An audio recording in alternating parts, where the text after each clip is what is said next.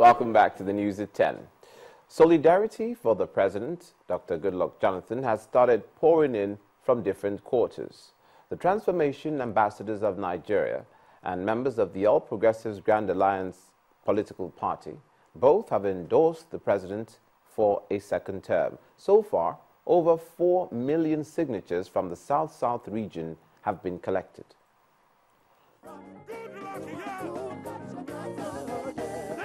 Solidarity songs and placards displaying their love for the president. Thousands of transformation ambassadors gather at the Liberation Stadium in Port Harcourt, Rivers State, to ask the president to recontest the presidency come 2015. This is the third in the nationwide solidarity campaign for the president's re-election bid, organized by the Transformation Ambassadors of Nigeria. One after the other, delegates from the South-South region pledged their allegiance to the man they call an agent of change. Anywhere we're in there, make una tell her, if you not contest, make it not come back to us. All of us have agreed, say you go contest. Who has improved agriculture in the country? Who is bringing housing for young people? Good luck for you. Good luck for me. Good luck for us. The time has reached for our people to plead with our son and our great in-law to stand up, come out, and contest for the presidency in 2015. Millions have also signed the big book to show their seriousness in backing President Jonathan for another term. You have heard that for South-South, we have 4,156,000 signatures. Meanwhile, in Anambra State, southeast Nigeria, it was a different gathering with the same story. This time, members of the All Progressive Grand Alliance APGA rallying the support of their members to endorse President Jonathan for a second term. Democracy has come to stay. They believe one good term deserves another. APGA as a party is endorsing and encouraging President Goodluck Jonathan to run for the presidency in 2015. The only Senate candidate I will go for Anambra Central for our able chairman, Victor Ume. So I can support him. Two gatherings, one goal. Both rallies are geared towards showing the president why he needs to come back to Aso Rock in 2015. However, the ultimate decision to run lies with Mr. President, just as the decision to choose him again lies with the electorate. Victoria Ido, reporting for Channels Television News. Now, staying with the series of rallies, we're now being joined on the news at 10 by the Anambra State Governor, Mr. Willie Obiano. Good evening, Governor Obano. Good evening. Good to have you with us. Now, there are some who believe that endorsements such as APGA supporting the president actually depletes the opposition and had it enhanced the ruling party undue advantage. What do you think? Well, I don't think so. Well, I think so. APGA as a party decided to support President Jonathan if he's going to run in 2015. But APGA is running all the other elections, the Senate, the Federal House, the local House of Assemblies, and all the states. You know, we have very strong chances in winning in all the southern states. Anambra is an APGA state, and we are not contesting that with anybody.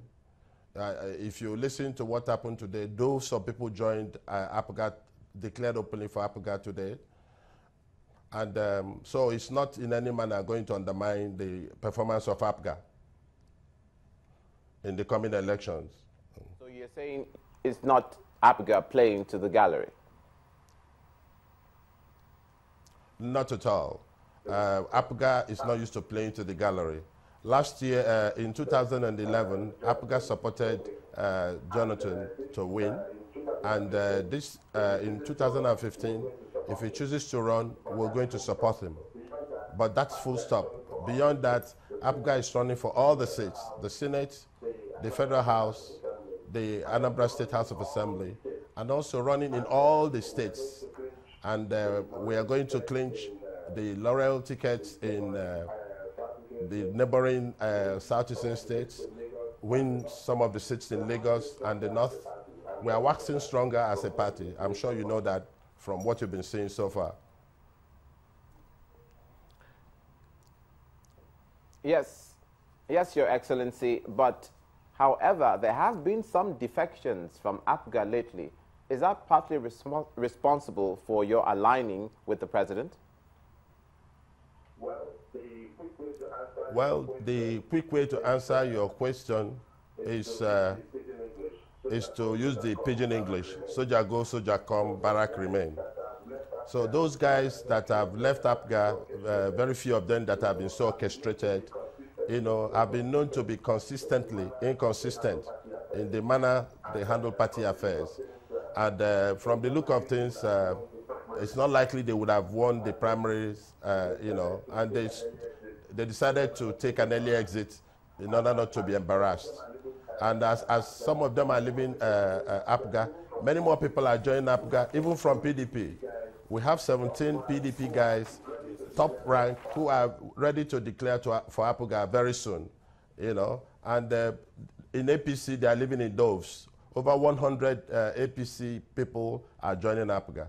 And more importantly, under my watch, many estranged APGA people are coming back. Those people that believe that one way or the other, one party or the other in APGA injured them, you know, they are coming back in doves.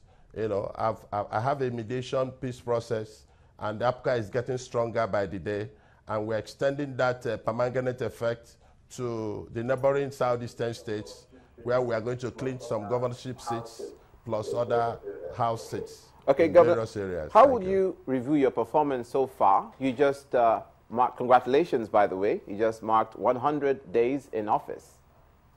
How would you review your performance? Well, I thank God for the performance. I'm a very focused guy. If you look at my background, I'm a fellow of the Institute of Chartered Accountants of Nigeria, and I've done very well in the banking area. My eyes are on the ball, and my first reaction is that security is important in anything anybody is doing here. So I use the sharp knife to go after the criminals, and I'll continue that way till I leave office. Second on security is power. You know, in the coming week, I'm signing an MOU with Global Edison for the generation of over 200 megawatts of electricity, you know, to support what we are doing in Anambra. Anambra needs not less than 300 megawatts of electricity, you know, but we get a paltry 100 as we speak. And we have plans to put some small generating transformers in the industrial clusters. That will go a long way in ensuring that our industrial clusters have quality power to be able to do their business. Pardon the interruption, Mr. Governor. You know, if you look at all over Anambra, pardon the interruption. Street lights are gradually coming, life is coming, security is guaranteed now. People are doing their traditional weddings in Anambra now, unlike before, that they do it in Lagos or wherever, you know. So I'm very happy that things are coming to normal, and the Anambra in diaspora are contributing immensely, and they are coming home. Because my administration has a structured policy under 4 pillars: in agriculture, in trade and commerce, in oil and gas, and industrialization, to transform Anambra into one of the best now states in Africa. Let me come in there, sir. Let me come in there. Just before we go, being pressed for time, the last question is, you must also be concerned, like every other Nigerian, about the effects of the Ebola virus disease. How prepared is Anambra State to tackle it, should it rear its head there? Well, we started taking we started taking precautions from day one. Recall that there was a corpse that came from Liberia, that was deposited in one of the Apex hospitals in Nkwele Zonaka. As soon as I heard that such a thing happened, I quickly sealed off that place. Then the mortuary attendants that attended to this corpse were quarantined.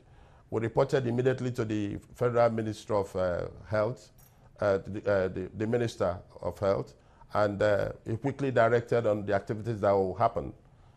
Some swab were taken from the disease under well-guided preventive measure, taken to Lagos and eventually Geneva, I understand. And after 2 weeks, we were cleared that those guys don't have Ebola. So the guys quarantined, were paid off, and they went, and the owners of the corpse were allowed to bury their corpse. In Anambra, we don't allow corpse to come in except you declare the reason for the death on the death certificate. We're also re-educating people on the Ebola. I've just had series of one-week meeting, first with the traditional rulers, all the traditional rulers in Anambra. Second, the religious groups in Anambra. Third, all the market leaders in Anambra. Then all the market women leaders in Anambra. All this continuing education is for awareness on what to do to prevent this great disease from coming into Anambra. And by God's grace, we have a rapid response team. We've just bought some new sets of ambulance and dedicated to as a special ambulance should we have those kinds of challenges. And the federal government has established a center in Enugu where swaps and other things can be done instead of going to Lagos. So that will also help us to very quickly attend to the challenges that will come in this area. I can assure you that we are very well prepared. I'm sure that only a God big consolation to allay the fears of Anambrarians. Thank you so much, Mr. Governor. That with the prayers of India Anambra and the precautions we have taken. Thank you so much, sir. His Excellency, the Executive Governor of Anambra State, Mr. Willie Obiano, on the news at 10. Now, a reminder of our earlier story, the President has reappointed Mr. Ita Ekpeyong as the Director General of the Department of State Security, DSS. While reappointing Mr. Ekpeyong as the boss, while appointing him as the boss back in 2011, the President thanked the Cross River State people for presenting him. Dr. Jonathan said his performance on the job thus far has justified the confidence he had in him before making the reappointment.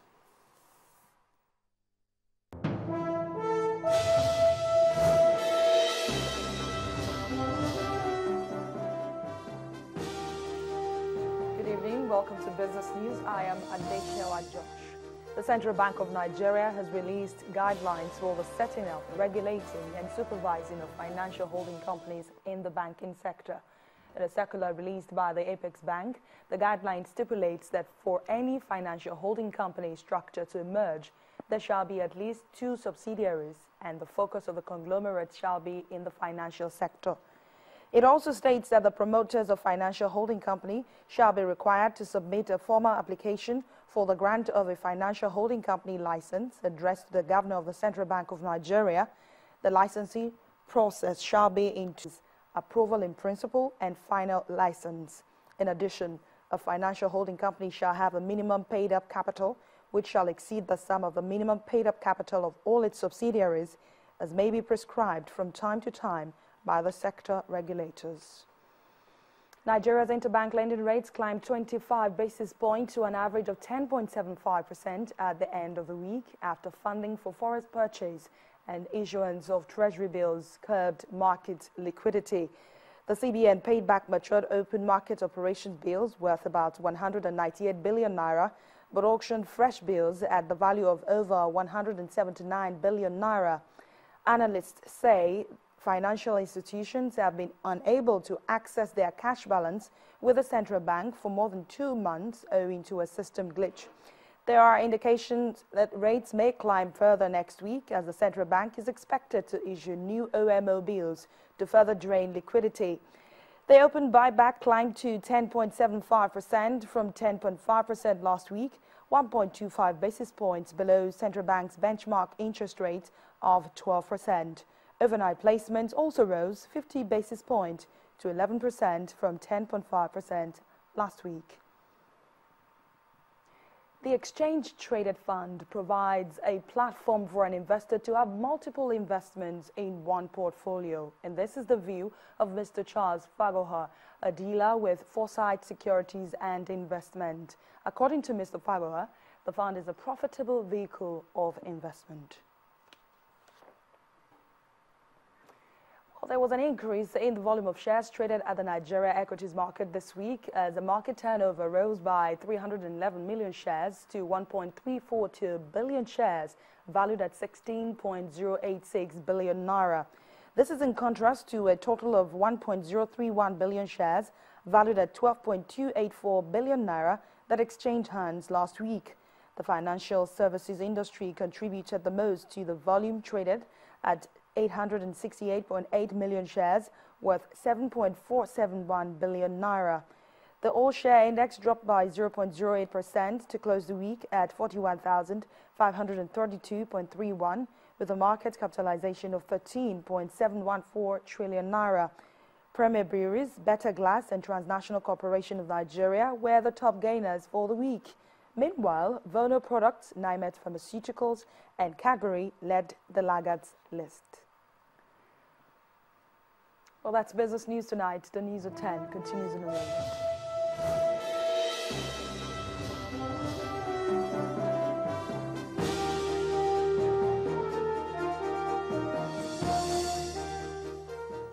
Next on the news at 10, Ukraine's president says that his country and Russia are close to full-scale war. Do join us again.